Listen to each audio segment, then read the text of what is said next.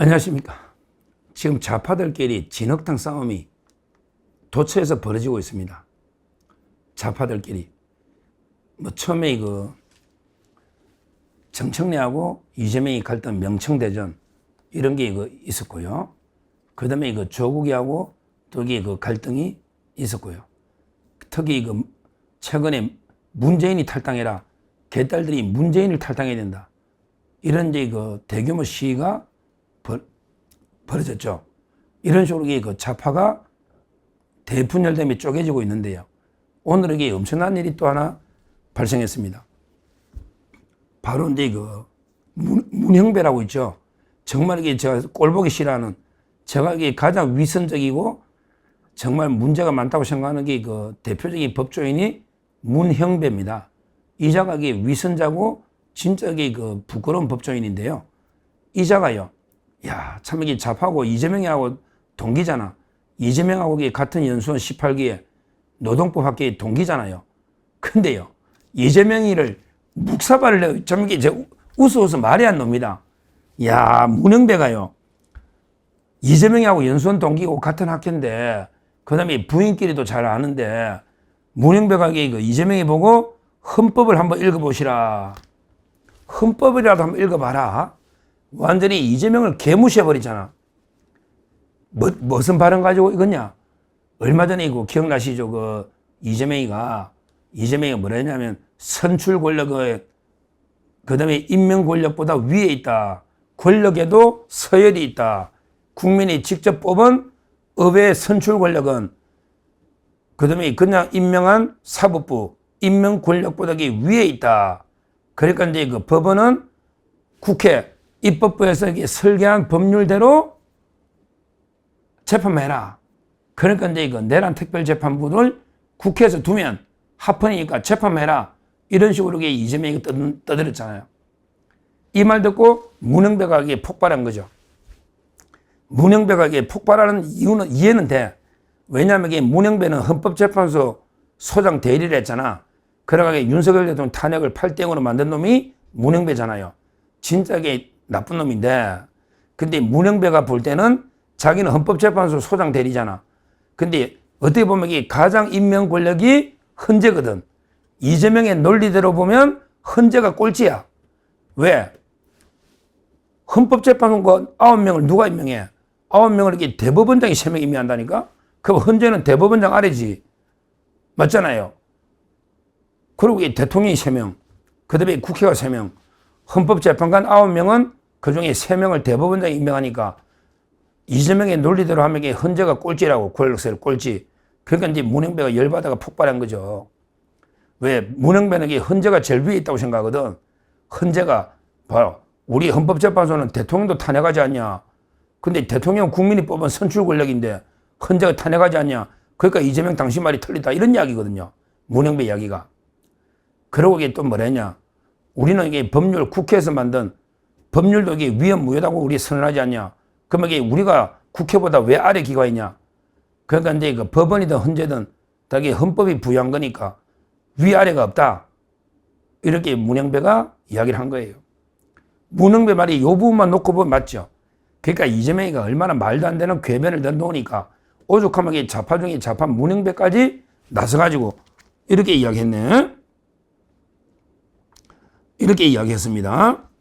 문형배가 정확하게 워딩을 제가 말씀드리면, 이재명한테, 물론 문형배는 문재인이가 임명한 거예요. 참고로 문형배는 이재명의 동기인데, 근데 문재인이가 더 친합니다. 문재인이가 부산에서 문형배를 지명한 거예요.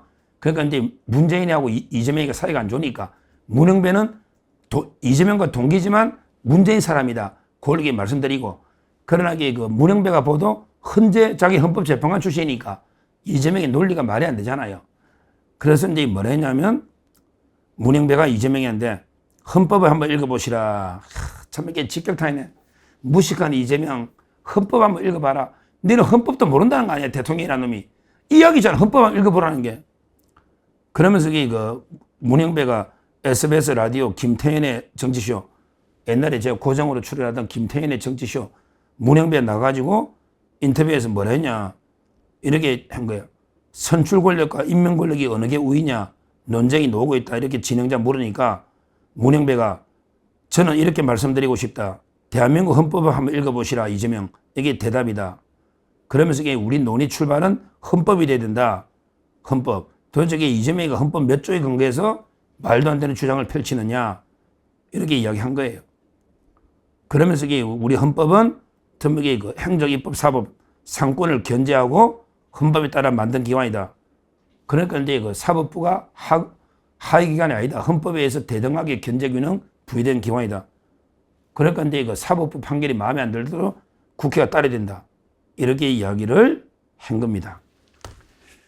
이 부분에 한해서만 보면 이게 뭐 문영배 말이 뭐 틀린 말은 아닌데 다만 이게 전체적으로 저는 문영배를 법조인으로서 아주 그 위선적이고 비겁한 이렇게 보니까 문영배 자체도 실력이 있는 건 아닌데 근데 이재명이가 워낙 해괴망측한 황당무계한 궤변을 넣으니까 오죽하면 좌파 중에 좌파 문영배까지도 이재명을 저격 조롱했다. 이게 핵심이에요. 야 이재명 어떻게 하면 문영배한테까지 헌법 한번 읽어보라고 조롱당하냐. 연수원 동기고 그렇게 했는데 모르지 문영배가 헌재 소장을 좀 노렸는데 이재명이 네가 임명 안 해주니까 문영배가 삐졌냐? 원래 문영배가 윤 대통령 탄핵하면 자기가 헌법재판 소장 할 걸로 생각했겠지. 근데 그 소장이 안 되니까 삐지냐 문영배? 뭐 그건 모르겠어요. 문영배도 그 문재인 사람이고 이재명한테 섭섭한 게 있을 수는 있는데 근데 그 논리적으로만 보면요. 하여튼 이재명의 말은 전혀 이게 그 황당무계한 개배이다. 무슨 이게 그 선출 권력 운운하면서 마치 이게 입법부가 위에 있는 것처럼 이러니까 이게 그 좌파까지 문영배까지도 들고 올라간 게 아닌가 이렇게 봅니다. 하여튼 앞으로요.